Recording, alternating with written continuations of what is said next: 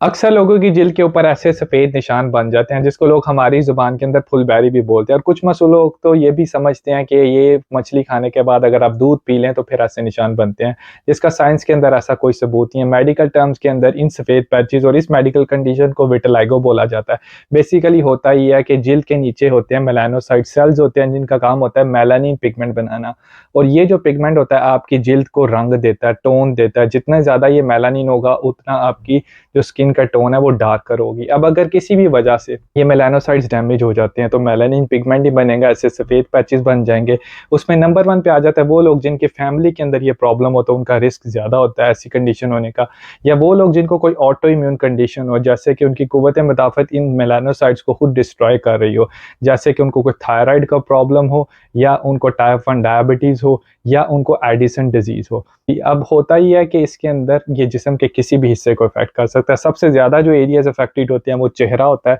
गर्दन वाला एरिया होता है, दोनों हाथ होते हैं, बगलें होती हैं और साथ में ग्रोइन एरिया होता है। अब इसके अंदर जानना ये ज़रूरी है कि इसकी तशख़ीस के लिए आपको डॉक्टर के पास जाना इसलिए ज़रूरी है कि अगर आपको इन अलामात के साथ, इन सफ़ेद पैचेज़ के साथ बहुत ज़्यादा थकावट हो रही है या आपके जिस्म में बिल्कुल भी एनर्जी नहीं, तो आपको ब्लड टेस्ट की ज़रूरत पड़ सकती है ताकि आपका थायराइड हार्मोन चेक किया जाए, देखा जाए कहीं आपको एडिसन डिज़ीज़ तो नहीं है, या अगर आपको बहुत ज़्यादा प्यास लग रही है या आपको बहुत ज़्यादा यूरिन आ रहा है तो आपको कहीं शुगर तो नहीं है इन पैचेज़ के साथ। इसके इलाज के लिए बहुत डिफरेंट ट्रीटमेंट ऑप्शंस है जिसके अंदर क्रीम्स आ जाती हैं, जिसके अंदर स्पेशलिस्ट की तरफ से फोटोथेरेपी या बाज़ औक़ात सर्जरी की ज़रूरत या डीपिगमेंटेशन थेरेपीज़ भी आती हैं। उनके बारे में डिटेल में हम नेक्स्ट वीडियो में बात करेंगे। मेरे चैनल को देखते रहिए ताकि आपको इसके ट्रीटमेंट के बारे में भी इंफॉर्मेशन मिल सके।